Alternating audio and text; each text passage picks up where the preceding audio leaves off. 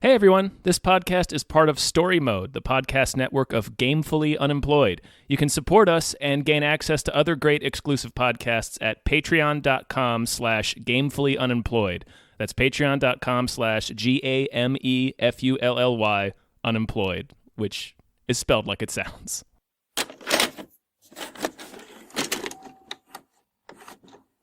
She's a woman! She's in the window! Somebody get that woman away from the window! Hello, everyone. My name is David Bell. My name is Tom Ryman. And we just watched The Woman in the Window. The woman is back in the window! Get her out of the window. Jeez. 911. My neighbor Jane, she's been stabbed.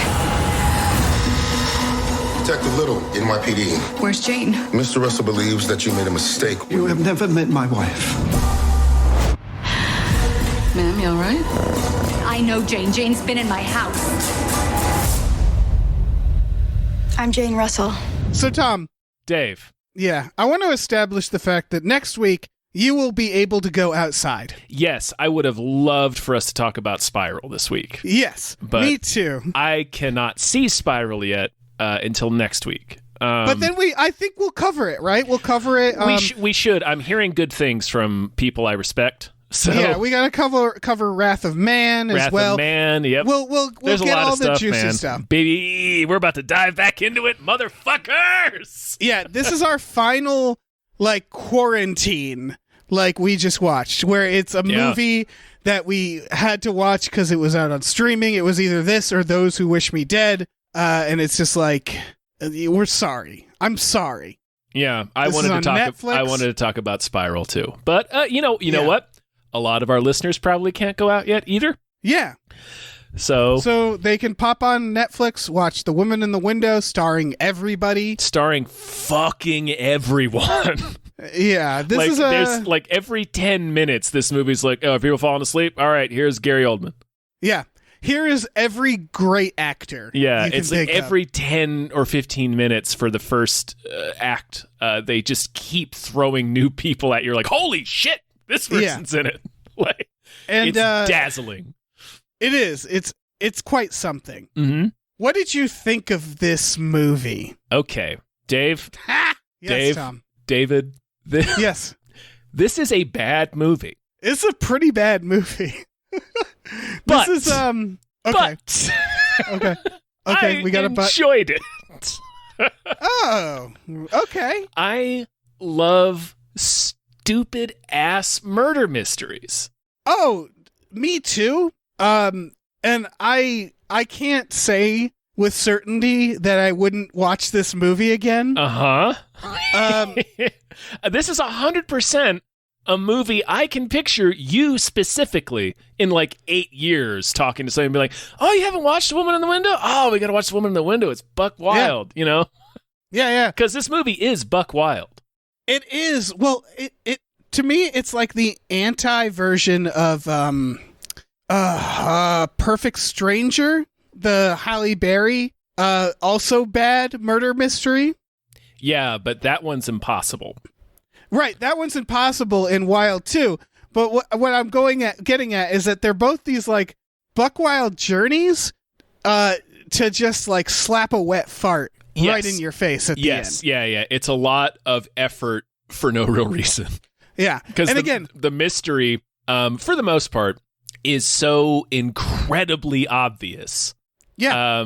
The only X factor is there's a handful of equally likely suspects.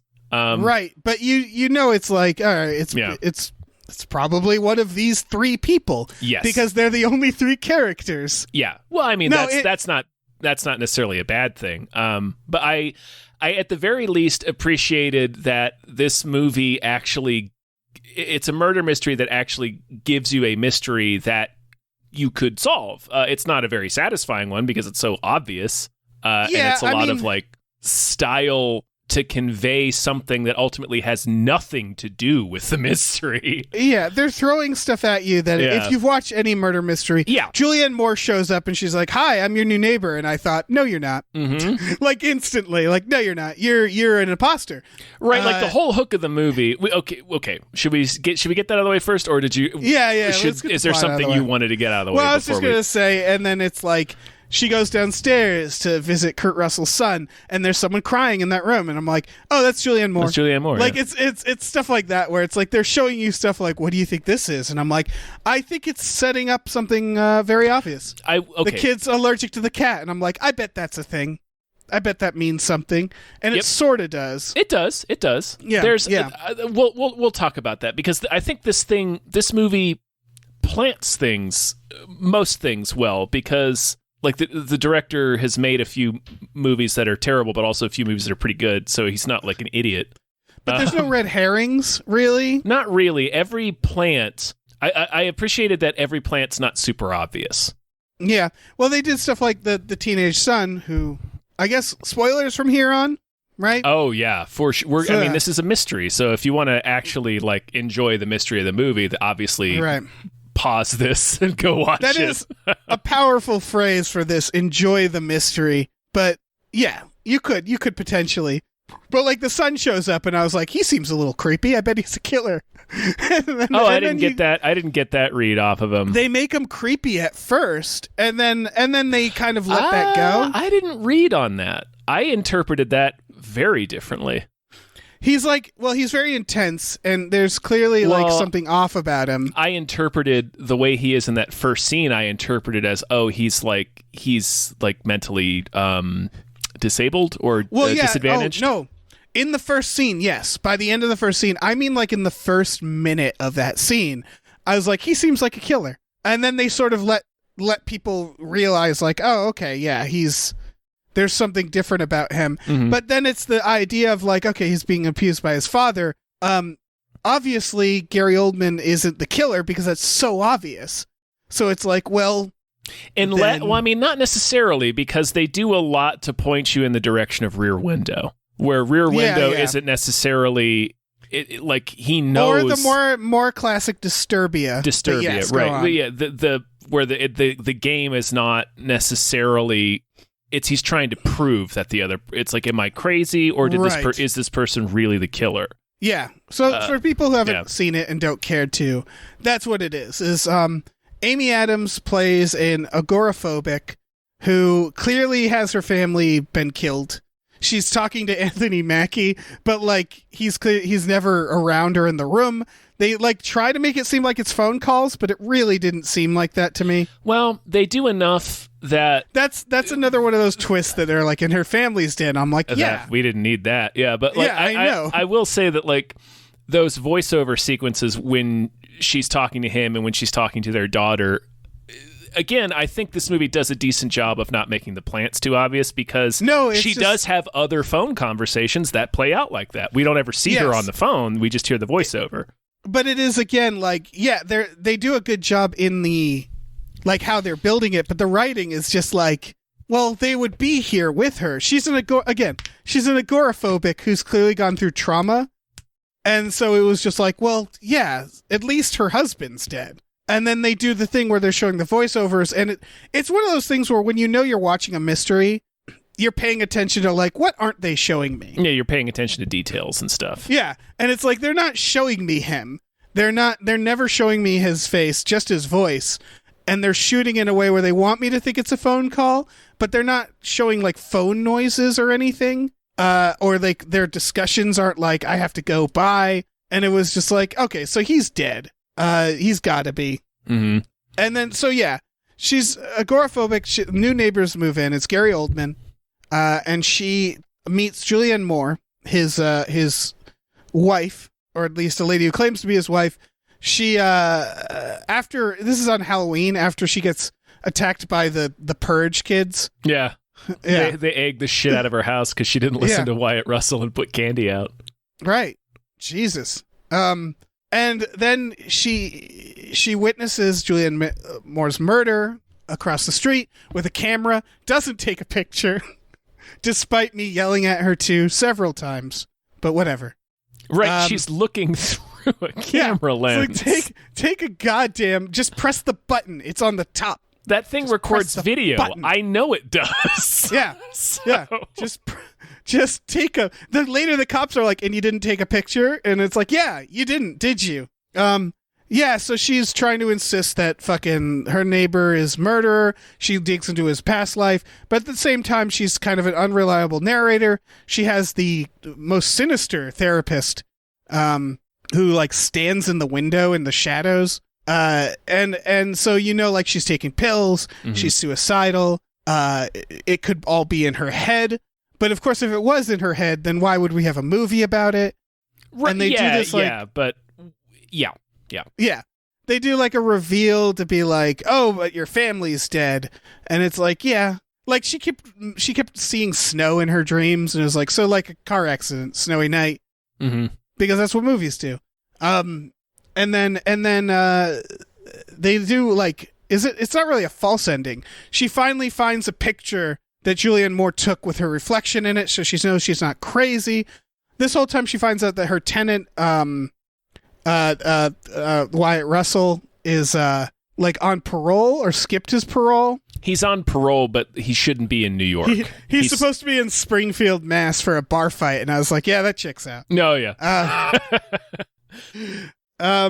And then he's like suddenly hostile to her. He's extremely hostile, yeah, and it's like only all of a sudden, and it's like, what the fuck? Well, a couple of characters behave like that, and I think I wanted to. Okay, let's get through the plot real quick. Yeah, 2 Falcon and the Winter Soldiers actors, by the way. Yeah, they're never on screen together. Again, yeah, great cast. And the cast is awesome. Yeah, and then at the end, the fucking son walks in, and he's just like, yeah, I killed her. Oh, no, this is the part. So she takes the picture. She finds the picture of Julianne Moore. This whole time, everybody's been like, what are you talking about? He didn't kill his wife. His wife's right here. You're crazy, Amy Adams. Like, you saw another woman? She talked to you? That's crazy. What's wrong with you? She shows the picture to fucking Wyatt Russell, and he goes, oh, yeah, I know her. Yeah, she's been around here. She's that kid's biological mother. And it's like, you couldn't tell her this earlier? Like, she's like, of course that's who she saw. Right. Of course that's who she saw. Wyatt Russell. Why at any point did it not? I guess the cops have been over several times. He was only there. No reason he can't share that information. Yeah, he was only there the one time they were there. Right. But you think he would have shared that information? Yeah. He's just like, oh yeah, that was just some lady. And it's just like fucking. She almost killed herself, Wyatt Russell. Like, she thinks she's going insane. Right, because in that scene, she's like, no, she was here. I saw her earrings by your bed. And he's like, those earrings belong to a woman that I know. And they're like, who's this woman? Right. It's like, her name's Catherine. It's like, wouldn't you think, like, wouldn't it come on in his head? I mean, he's already pissed at her. Yeah, why couldn't he be like, oh. Even if he's angry with her, you think it would click like, oh, did you meet Catherine?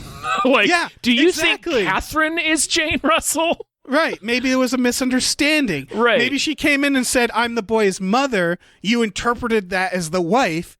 Right. It's basically the thing that I wanted to that popped out in my mind. It's one of the things I wanted to say. Just from this is essentially that stupid riddle about like a doctor and his son are in a car accident, and they get to the emergency room, and like the operating surgeon's like, wait, I can't work on these people. This is right, my because my husband. The surgeon is the car. Right. But so it's like, like, how could that be? It's like, well, because so it's like she meets this woman who is like, and they're like, that's not Jane Russell. That's Jane Russell right there. That's Gary Oldman's wife. She's like, no, that's impossible. I met this woman. She has to be his wife. It's like, no, you met somebody else who just let you believe that's who she was. Like, you met what I thought. The whole movie is the equivalent of going, I wonder if he means old Ben Kenobi. Right. It's that. It's like, yeah, that. Of course it's that. Right. Like, Wyatt Russell the whole time is like, yeah, I guess you could have met this other woman. Yeah. And he finally sees the picture, and he's like, oh, yeah. Yeah, that is that lady. Jesus fucking Christ, you could have saved everybody a lot of trouble. You probably might not have gotten murdered had you disclosed this information earlier. I was about to say, you, sir, deserve to be stabbed now. Because 10 seconds after this exchange, you get murdered. Yeah, by the son who's By like, the shitty son, I did yeah. it all for no reason. And then he just like monologues. Yeah, and it doesn't make any sense, and it's like a real the killer and copycat monologuing moment. It becomes Scream. Yeah, because even the killer and copycat, you see him throughout the movie. At least you do, yeah.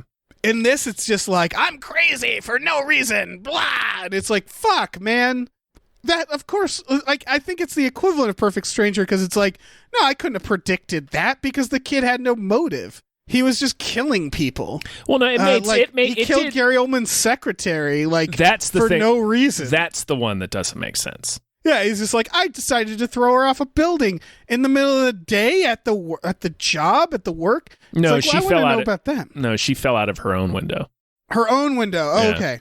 I'm not sure why. He doesn't explain why he murdered her, but like he killed his mom because his mom abandoned him. Like, we learned that Julianne Moore was like a big time drug addict and abandoned him and has been trying to like get him back for the past couple of years. So he kills her. Which I get. Like, it's like, okay, I get that he would be angry with her. Sure. And then he's angry with Julianne Moore, kind of, sort of, because he sees like she did the similar thing. Like, he makes that connection in his mind. You mean Amy Adams? Yeah, Julianne Moore. Yeah, Amy but Adams. He's doing like, but he's like fucking like Stu from Scream. He's like, I'm gonna be a serial killer now. I need a pattern. Yeah, he is doing a Stu. Yeah. Yeah, because he's talking about himself in this meta way of like, I'm a serial killer. Or more like Billy, actually, but yeah. Yeah, I'm trying to find my MO. So it's not these crimes of passion. He's also just killing to be a serial killer. The Julianne Moore murder was, yeah, but like that. But like it's sandwiched between two serial killer murders. He makes sense as the murderer of the movie's mystery, which is who killed Julianne Moore. Like, he makes sense as a suspect there, but like everything else they explain, like, why the fuck did he kill his dad's secretary? Why does he want to murder Amy Adams? Why did he kill Wyatt Russell? Like, it doesn't make any sense. No. But it turns into a very 90s murder mystery from that point out. And that was just like, it's stupid, but I'm sitting there just clapping my hands for the entire finale. Yeah. The rooftop fight where she gets a claw in the face. That was great. That was amazing. But, like, all right, I have a question about that though, because he's drowning her. He claws her in the face like fucking Wolverine. Mm-hmm. And he's drowning her. Yes. And then he stops and he's like, "Ooh, I got an idea." So I think he's going to throw her off the side, right? That's a serial killer thing. Yes. How does he end up falling? Because the editing is so fast. She shoves him to the side on top of the skylight that we learned earlier was unstable. Okay.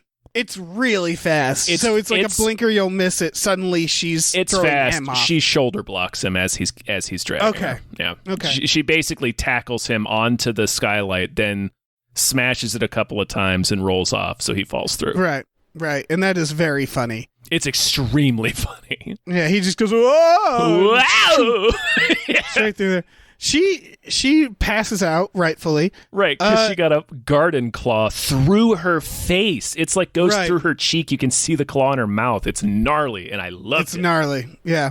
She wakes up in the hospital, and the cops are like, "So we're just the worst cops." Yeah, Brian Tyree Henry, by the way. It's like another person where it's like, fuck, they just got a bunch of awesome people in this movie. And I love that they're just like, yeah, so we found all the bodies and all that, so you're good. Like, it's there's a whole bunch of police work that gets done that we don't see because they would suspect her, right? Because she's the basket case that they're eyeballing. They go real yada over it to the point where I know this movie this movie was filmed in 2018, was originally supposed to come out in 2019, but it got shelved because of bad test screenings, so they did a bunch of reshoots and re-editing. Specifically, people were confused by the ending, and I think the ending's still a little confusing because Brian Tyree Henry, who's the detective, he's there's like, we took the Russells into custody, who is Gary Oldman and Jennifer Jason Leigh, who is his real wife, the real Jane Russell,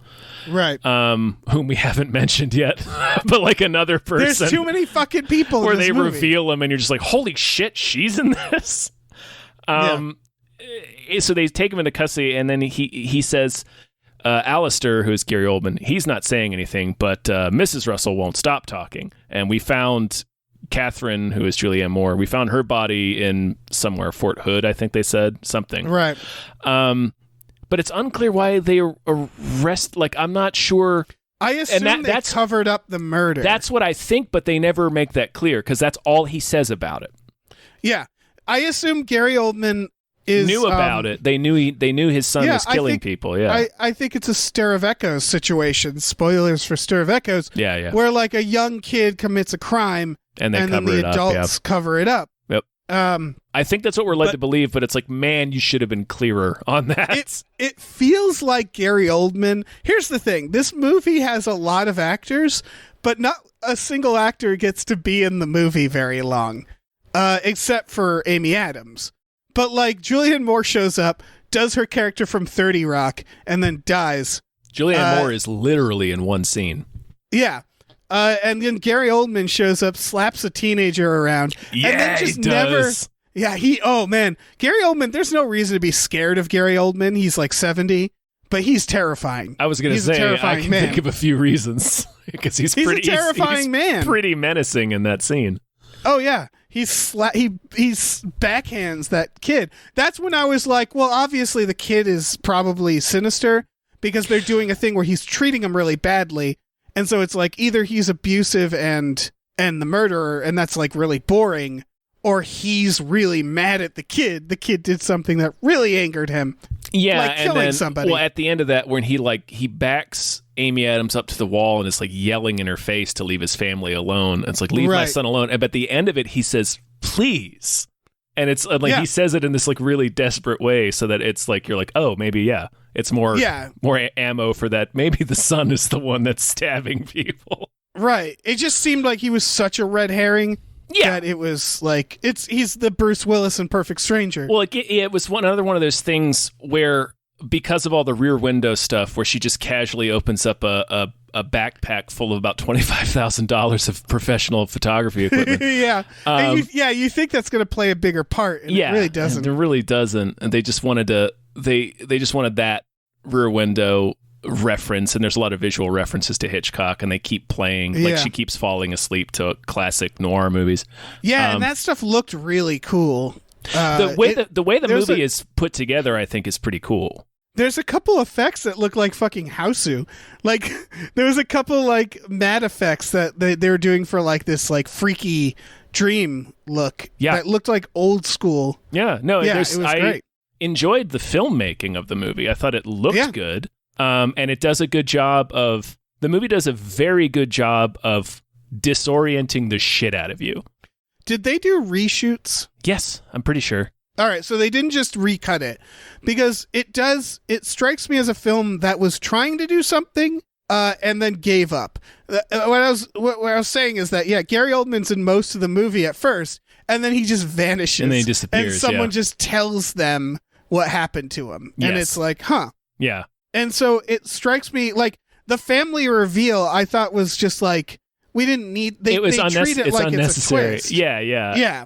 And it's like, that's what I mentioned earlier, a lot of effort towards something that ultimately doesn't really matter. And it's like the movie, I think, is well put together just in terms of like visually, like it's interesting. Yeah. He does, Joe Wright finds interesting ways to stage things, but ultimately all of it, it didn't feel like there was any purpose to it. It's like, why do we, like, I appreciate getting to experience how disoriented Amy Adams feels on a daily basis. Like, it truly is disorienting. Right. Especially for the first like 20-30 minutes, you're like, this is difficult to find my bearings. It's intentional. It's like an elaborate heist that comes down to just smashing something and stealing something. Right, just bashing a case open with a bat and grabbing a bunch of watches. Yeah, because they throw so much bullshit in your face in terms of, it's trippy, and it's like, oh, what does it all mean? As her brain is clearly like, she's an unreliable narrator, so like, how does that factor into it? And then it's just like, and it's this guy over there. It's that guy. Look. It's that guy. Well, it turned out like nothing she thought she saw that was important was was in her head. Like, Right. nothing she thought she saw was actually unreliable narration. So it was like, Right. it was a lot of effort to make us doubt what was happening, but the movie leaned so hard in its visual language on Hitchcock and noir that it was like, well, I don't honestly believe that this is in her head. Like, I never did at any point. Right. And like you said earlier, you're like, well, this can't be in her head because otherwise we wouldn't have a movie, which, right, unless they can figure out she's the killer, or it's they've done it's actually Ben Kingsley shows up and he's like, I was doing this to cure you. Yeah. There's ways to do that, but it seemed like the trailer tried to make it seem like something was in her head. And yeah, there's nothing in here and it doesn't matter. Her agoraphobia gets cured, by the way, at the end. Yeah, it's just I don't think gone. that's how that works. It's just gone. But yeah, like it's if all. If anything, it would make it worse, right? But all yeah, right. You would think it would make it way worse because now it's like I'm not even safe in my home. Yeah. But it's so much effort into keeping you off balance. So you're like, man, I really don't know what's real or what's not real. But the hook of the movie is, and they showed it in all the trailers where she she has this evening with Julianne Moore, who introduces herself as Jane Russell, and then she sees her get killed, and then it's like, I saw this woman get killed. He killed his wife. So what are you talking about? Well, it's right here, and it's Jennifer Jason Leigh, who is not Julianne Moore, being like, I am Jane Russell. I'm like, what? How can this be? Is it all in her head? And it's just like the entire time you're screaming at the top of your lungs, like, no, that's not. Clearly, Julianne Moore was just not his wife. Like, right. That's it. That's the mystery. She just wasn't his wife. I'm looking at my notes, and it's just like me saying, like, yeah, that's not the wife, right? He's not his wife. Yeah. So the only, I mean, like, and then yeah. It's just like she comes in, she's kind of off, and she claims, and they set it up in a way again where like she doesn't see her come from the house. She just like wakes up because she keeps fainting, and they use that to take advantage of, like, she faints and wakes up and people are like, so here's what's going on. Here's who I am. And it's like, well, and you never see her inside. And it's like, well, yeah, of course she's not. Like, it's if you've watched any movies, any mystery movies, it's like the first thought that'll occur to you, Mm-hmm. And the moment that happens, and then realizing that it was all hinged on another character being like, oh yeah, I knew all this. I forgot to tell you. Yeah. Well, and that's like, all the is she crazy, is she not, came down to one character withholding information for no reason. Yeah. There's no reason for him to do that other than that he's mad because he found her in his room. Which, that's a violation of privacy for sure, but not as mad as he gets. I want to touch on that as soon as I finish this thought, which is just having doing all that work to let us experience her disorientation and question her version of reality. It kind of won't fool. I mean, it's well done. I appreciate the craft behind it, but like it's not going to fool anyone if your hook is something that's so obvious to explain. You know what I mean? Right. It's like there is an obvious answer to the mix-up there, and it's just like, well, for the whole movie, I assumed Julianne Moore was Gary Oldman's mistress. Like, that's what I thought was happening. Yeah, I thought it was, because she also sees her leaving the house upset. Yeah. And it's like, oh, well, obviously. And then there's a scene where she goes down to talk to Wyatt Russell, and the scene is, like, really sweatily put in there, and it's just so she can hear a woman crying. Yes. And it's like, oh, well, they wouldn't put that in here unless it meant something. And so that's Julianne Moore. Like, it's like, oh, okay. So she claimed, like, you just put it together in 2 seconds where it's like, yeah, she was kicked out of that house. Mm-hmm. There was clearly a fight happening. Yeah. There's some thing of contention with that family. She's, probably the mistress. And then she's going to get murdered. It would be really obvious if it's Gary Oldman. So who's the next best person? Oh, it would be the kid. Either, like, and in my mind, it was like, oh, because he caught them. Or something like that, and then the dad covers it up, and then they add she's my real mom, which is the only thing I guess I didn't know, but it was like it didn't matter. I still know who did it, why they did it, more or less. Yeah, I had it narrowed down to where it's like, well, if it's the Rear Window thing, then it's Gary Oldman, and we just have to figure out how he's getting away with it. And if it's like, well, if he's the red herring, it's either I didn't I said it's either the mom or the kid. They really wanted us to think it was Wyatt Russell, and it was like she sees it happen like in the house. So it's only like one of two people. He didn't go in that house. Also, if she technically kept watching, it could be three. Like I suspected it could be Jennifer Jason Leigh as well. Oh yeah, you're right. Yeah. And also, if she had just watched a little longer, she probably could have just seen who it was, right? Yeah, Like- you'd think. Like that she sees that it's very conveniently blocked where the killer is, you can't see them. She gets stabbed. She doesn't take any pictures. She goes to call the police, which I guess is understandable. But it's like the series of events is like, man, you are literally like, you're like milliseconds away from learning who it was or taking a picture. Like a lot of things have to go exactly right for that murder. Like she's across the street with a camera and somehow they still get away with the murder until the end. Yeah. That's ridiculous. Yep. Yeah, it's a stupid movie. Yeah, it is fun. It looks really good. Yeah, I thought it was a fun to watch shitty murder mystery that probably would have come out in the 90s. Yeah, or like the early 2000s. Yeah, this felt like a 2002. Like a Gothica. Like this would have shocked people when like Gothica came out, but now it's like this is like the how Gothica of 2021. Work. Yeah. Why are we doing this? Why did this get made? Because the book was a huge deal. Really? Yeah, it's based on this book written by this dipshit that invented a lot of lies about his life. And in point of fact, they were making a movie about this guy. Oh, no. Yeah. He just lied about a bunch of stuff. There's better, like, did you see The Girl on the Train? I did. That was, I thought, a really good murder mystery. It was okay. It was better than this, but... It's better than this. It's fucking dark. It's way darker. It is way darker. But it's like, I like the idea that a murder, like the Girl on the Train, everybody go watch that. It's, the idea is the mystery is because she's blackout drunk and just can't remember what she saw. That's an element to this, she too, saw part of a murder. Yeah. And that's, I thought, a really good idea for a murder mystery. And then the other layers, which I won't reveal, it's a hell of a fucking movie. And this reminded me of it because it's the same. It's the character who has a lot of problems, witnessing something, being gaslit, being told that they didn't see a thing, having to sort of figure it out. Like, yeah, I don't know. It's it's fine. You're right. It's like I'm not gonna not watch this again. Yeah. The same way I've seen Perfect Stranger more than once. But I guess it didn't entertain me as much because the journey isn't as fun. This is, Dave, I have to read you this. Oh, go do it. So I'm reading about this guy that wrote the novel. Okay, so the novel, Woman in the Window, written by A.J. Finn, which is the pen name of Daniel Mallory. Okay. Who...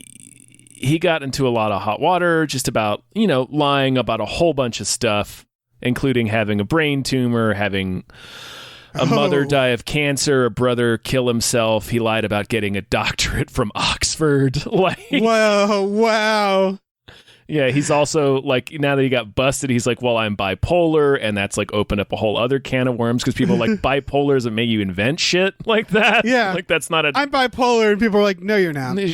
I don't believe you, but, like, also that doesn't explain this behavior. But one of the things... Okay, so I'm just going to read you this line. Are we sure he wrote this book? He definitely wrote it. Like, the story... There's a fascinating New Yorker article written about this guy. That is, I've only skimmed it because it's pretty long, and I think I stumbled upon it in the middle of a work day and then just never forgot to go back to it to like read it more carefully. But like this was like his debut. This is his debut novel, the only novel he's written, and it just like dazzled people. So, but okay, I need to read you this. Is it well written? Is the novel well written? I don't know. Man. Actually, the person who plays Amy Adams, psychiatrist in the movie, is the person who wrote who originally adapted the book into the screenplay. Oh, wow. And he did an incredible interview where he talked about it. Tracy Letts is his name. Okay. that explains a bit because I can't stress enough how like bad of a therapist that guy is. Yeah. Like he's so creepy and weird, and like Amy Adams, why would you pick that guy? I think I'm glad you brought that back up because I had forgotten to circle back to that. Just real quick, everybody in this movie behaves like a maniac. Yeah. Everybody does. And it's to heighten the unreliable narrator aspect of it. I think that is the idea, is we're supposed to be seeing it through her eyes. Yes. So people are oddly hostile to her, but not really. And they could have done a better job of showing us that. Yeah, if it was... Because still, Wyatt Russell, that's a fucked up thing to never reveal this information he had. So like, yeah, he might be less scary than she sees him, but he still did that. And that's weird. Right, and you could have explained that by maybe having him say, I did tell you. Right, and she didn't and she just didn't remember because she loses a lot of time. She's drinking on top of a lot of medication. Yeah, if they had gone back and like shown scenes outside of her perspective, so you'd know like, oh, okay, she's right, but she's also having trouble. And I get why they can't really do that because the movie is completely from her perspective. We never see anything that she didn't witness. Right, you'd have to like break the fourth wall essentially and just show the scene again. Yeah, and that would kind of, I don't know. Anyway, here's okay. Let me get to this. Yeah. Where is that? Okay, all right. Here's it's under his Wikipedia, which is surprisingly light. But I encourage everybody to read this New Yorker article. Just look for AJ Finn, Daniel Mallory, New Yorker. Okay, under his Wikipedia, under the section controversy, it says, in February 2019, an article in the New Yorker accused Mallory of fabricating numerous aspects of his life and career, like having a doctorate from Oxford, suffering from cancer and a brain tumor, losing his mother to cancer, brother to suicide, and of borrowing heavily from the 1995 thriller film Copycat for his debut novel. Yes, I have, for some reason, I keep almost mentioning Copycat because it's agoraphobia. I mentioned it earlier. And we did mention it earlier because we talked about how the killer was in it. Oh, we did. Yeah. But it is, all right, I'm interested to read the novel now. Earlier, but yeah, anyway, because we did talk about it. I will say, well, I was going to mention the agoraphobia being very Copycat. But that's, as far as I can tell, pretty much the only similarity. So I'm very curious about the book. I really need to look at the book. Yeah. Because the accusation is specifically about the book. Yeah. Everybody just go watch Copycat. Harry Connick Jr., man. So good in that. It is also not a good movie. No, it's not a good movie, but it's a better movie than this. I think it's... Is it? I think it's about the same. In terms of quality, I think it's about the same. I grew up with Copycat, so I might be biased. There's a few levels to it. One, it is desperate to be Silence of the Lambs. Desperate. They stick Holly Hunter in there. It really is. I thought there's some surprising weird shit in it. It goes places. It also doesn't understand how the internet works or how computers work. And in a like delightful 90s way, you know? Yeah. So I don't know. And Sigourney Weaver, Harry Connick Jr. That's something, right? It's not nothing. I don't know. I have more nostalgia for Copycat. Yes. So I like it more. Yeah. Well, we'll circle back to this in 20 years and see if we can get somebody who grew up with The Woman in the Window. Okay, yeah. And then we'll compare notes. I guess it's just as random, the reveal of the killer. But the thing about Copycat is they reveal who the killer is like halfway through the movie. It's not a murder mystery. Copycat isn't a murder mystery. No, it's not. I don't even know how to following the killer. It's certainly not a thriller. It's like a cat and mouse. Kind of. Yeah. Anyway. They do the same thing in Silence of the Lambs. Yeah, that's true. Yeah, that's true. They're just it's just like, it's so funny that movie's called Copycat and it's copying Silence of the Lambs. Silence of the Lambs, yeah. It's trying really hard to be Silence of the Lambs. Of all the sins of this author, copying Copycat, I'm like, sure, you go ahead and make a copy of a copy of a copy. Who gives a shit? It's just really funny that this critical darling book that just like got him immediately plugged into New York high society is just he fucking ripped off Copycat. Right. And I'm so curious what changes they made and what reshoots they made, because I think this was going to be way more batshit. I think so, yeah. And I think audiences saw it and they're like, so this is not only bad, but very confusing. Yeah, I have no idea what happened. Yeah, and so I have a feeling they were just like, let's just make it the Son, or something like that, where they're like, let's just fucking just make it a fucking murder mystery.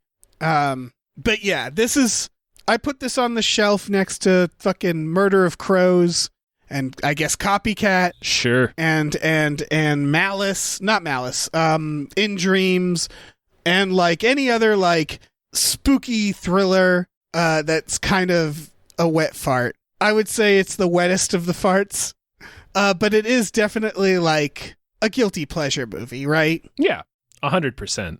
Yeah, I think I still argue that personally, I found the journey not interesting enough to be a guilty pleasure.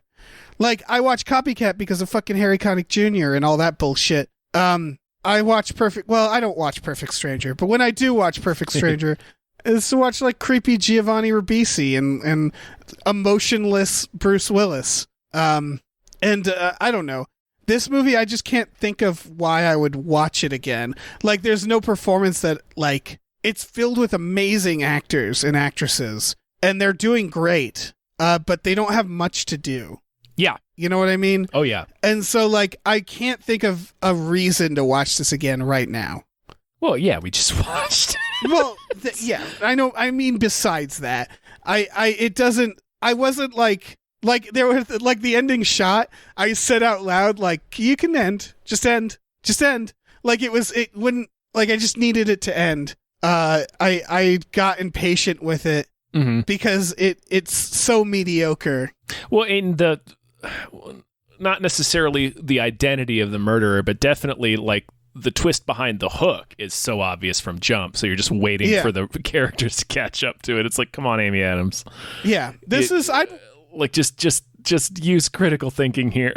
If the woman you sat with isn't Jane Russell, or like if they're telling you that this woman is Jane Russell, that means that that's just the woman you met wasn't her. It was somebody else. And she seems so mystified by it. Right. Everybody's so mystified by it. And it's just like the most obvious explanation. It's just that was like a different person. Yeah, if we're not lying about it and you're not lying about it, then there was a different person here. Who could it be? Oh, maybe it's that other woman that says she's this boy's real mother. It's such an obvious misunderstanding. Yeah. It's like, even regardless of like, oh, she's pretending to be the wife. No, she probably came in and said, oh, I'm so-and-so's mother. It's so obvious and no one is telling her that and no one is figuring it out. It's so silly. Well, I get why Gary Oldman isn't. Because he's covered up her death. Because they're covering up her murder, yeah. Yeah, but, fucking Wyatt Russell, I feel like the cops could have done a better job figuring this shit out. Right. I feel like, we don't know if Gary Oldman's wife is in on it, if Jennifer Jason Leigh is in on it. We don't know, yeah. It's not clear. I'm guessing she is, because she also doesn't say anything. Right, yeah, I assumed, yeah. Yeah.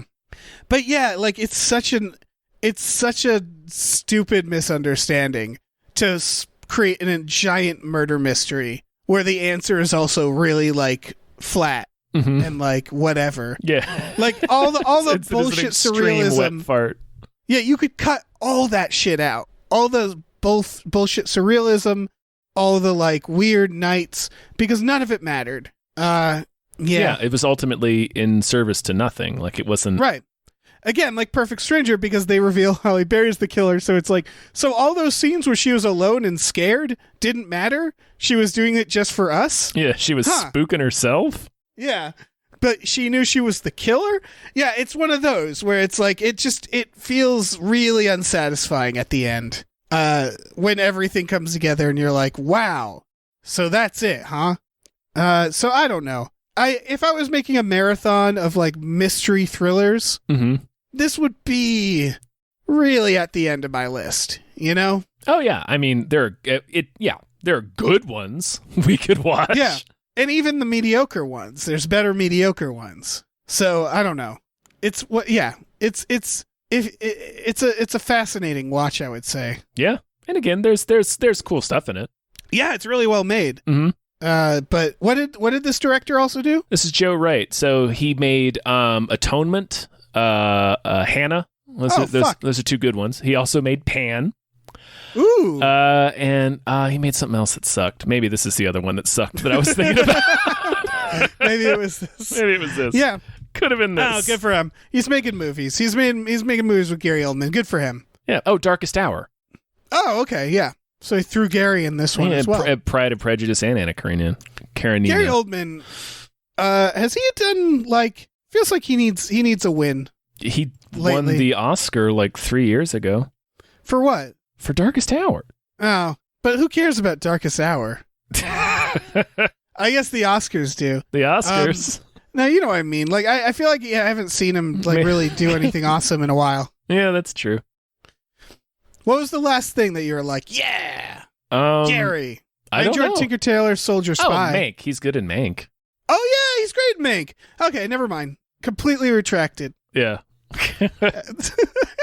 I keep forgetting Mank came out.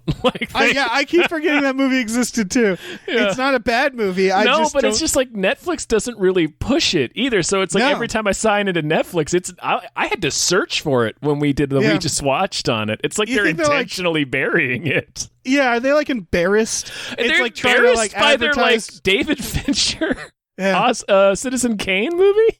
Apparently, they don't want to be watch Mank because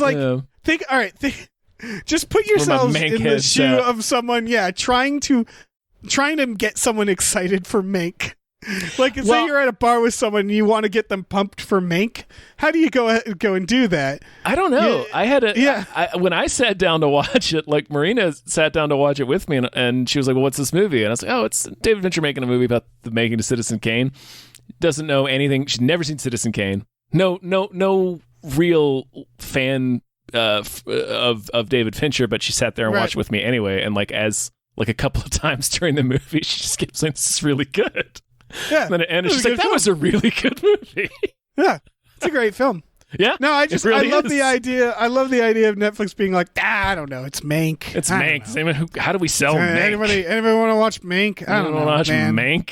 Yeah, just sort of half committing to the idea of it the whole time. You want to? I don't know.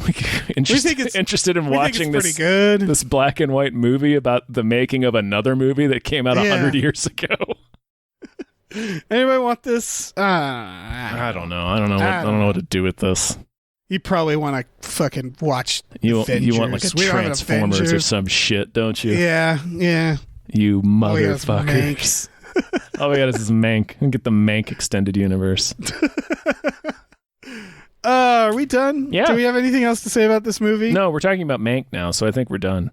Yeah. It's fine. Whatever. It's on Netflix. It's not hurting anybody. Nope. This is gonna feel like. This is going to be like a non.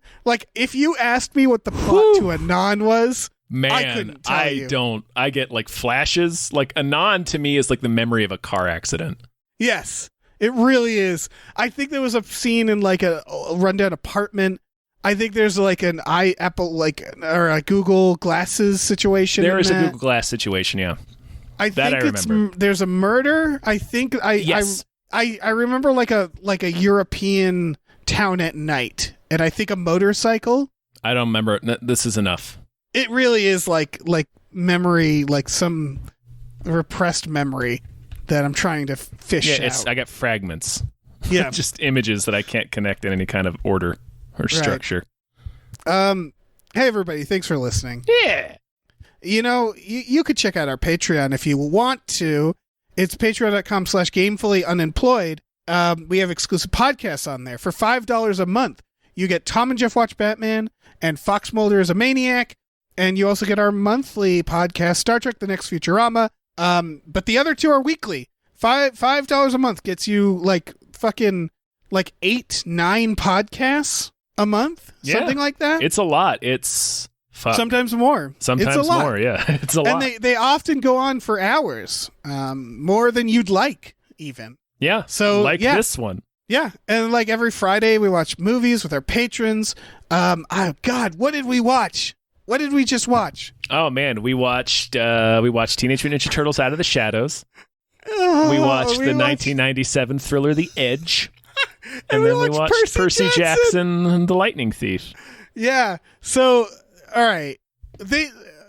I want to promise it gets better than that, but I can't. I don't know. I mean, next week we may watch the Psycho sequels. Who knows? Yeah, I think. Yeah, you're right. We might. We should watch Gods of Egypt, though. We gotta finish Percy Jackson. Yeah. So, all right. So, check out our Patreon. Yeah, check out our Patreon. We also have a store, tpublic.com/store/gameplayunemployed. You can get t-shirts, masks, mugs, stickers, posters, all kinds of things. Check it out. Yeah, you can check that out. Check it and out. Check out Mank. Watch Mank. All the kids are talking about Mank. The movie on every kid's lips is a Mank. Yeah. And then watch Copycat. Yeah, in that order. We've definitely watched Copycat on a Friday. We must have. We must have.